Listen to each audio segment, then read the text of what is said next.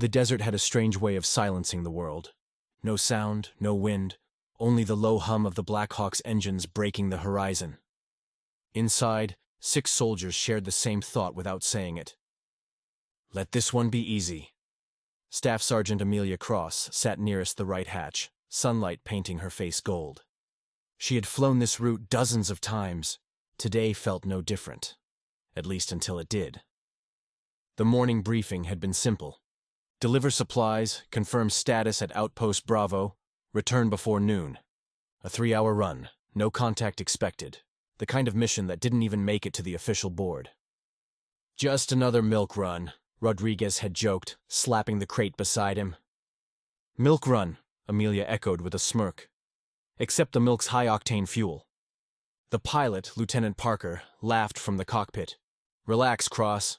We'll be home for lunch. But at 9:18 hours, the world shifted. A faint metallic whine cut through the hum, then another. Hey, Parker, Amelia called. You hearing that? Before he could answer, the warning lights flared red. Engine 2, I pressure drop, shouted the co-pilot. Hydraulic loss, we're going down. The next few seconds didn't feel real. The left rotor detached, slicing through the tail. Gravity took over.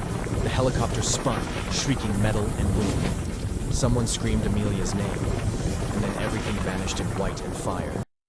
When she opened her eyes, she thought she was dead.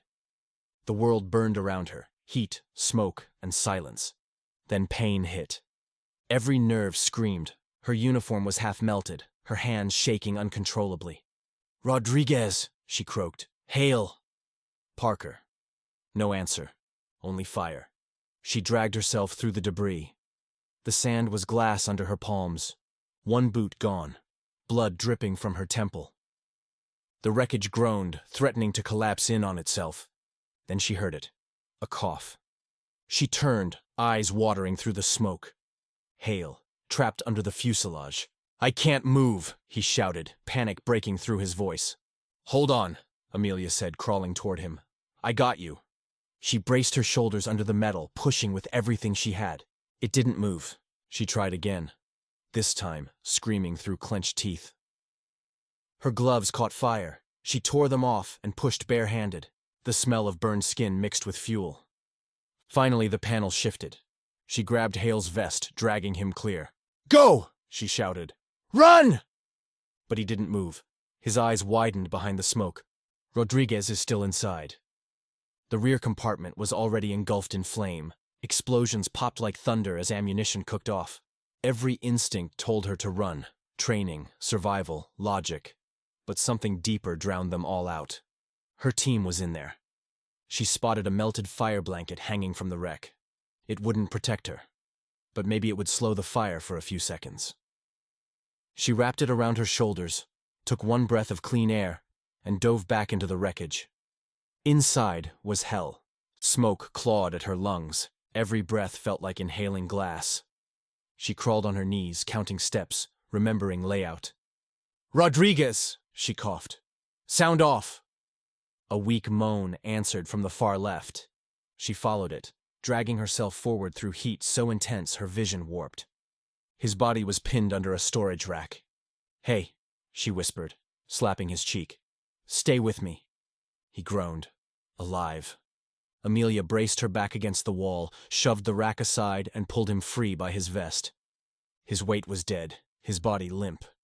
She dragged him out inch by inch, muscles trembling. By the time they reached open air, she collapsed next to him, coughing black smoke. Amelia, stop! Hale shouted. You'll die in there! She turned, eyes wild. One more, she rasped. Parker's still in the cockpit. He shook his head. The cockpit's gone! But she was already running. The heat was worse now. A living thing, howling in her ears. She climbed over twisted steel, stepping where the floor used to be. The glass canopy had shattered. Flames roared through it like a furnace. Through the fire, she saw him, slumped over the controls, unmoving. Lieutenant, she screamed. No response. She pulled at his harness. Nothing. The metal clasp had fused shut. She grabbed a loose crowbar from the floor, wedged it in, and pried. The latch snapped. She pulled Parker free, his arm limp, head lolling. Her skin blistered where she touched him, but she didn't stop. Once outside, she dropped beside him, pressed 2 fingers to his neck. No pulse. "No," she whispered. "No, not like this." She started CPR, counting under her breath. "Come on, sir. Come on." Her vision blurred, spots of black creeping in from the edges. "Don't you dare give up on me." Then, a cough. Weak, shallow, but alive. Her body gave out. She fell beside him, one arm still holding the oxygen mask over his mouth. 13 minutes later, rescue arrived. They found her unconscious, half covered in soot, her hands still pressed against Parker's chest, as if she refused to let him go. They airlifted all 4 survivors out. The report said, severe burns, smoke inhalation, tissue damage. What it didn't say was that every man who made it home did so because Amelia Cross didn't follow orders. She followed her heart. Weeks later, she woke up in a hospital bed. The white walls burned her eyes.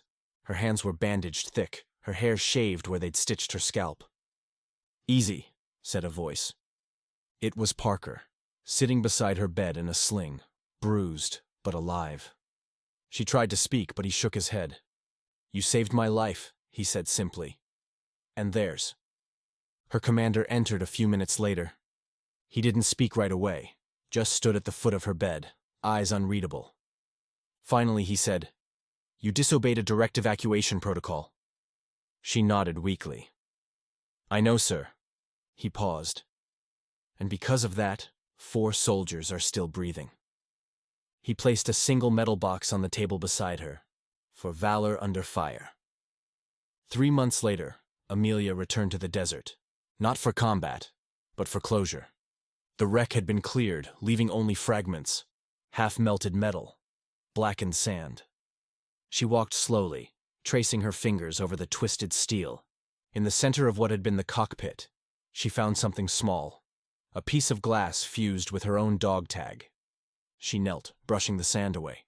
Behind her, Hale's voice broke the silence. "We had this made for you." He handed her a small plaque, the same fused metal piece, mounted on polished wood, etched beneath it. She didn't wait for orders. She became one.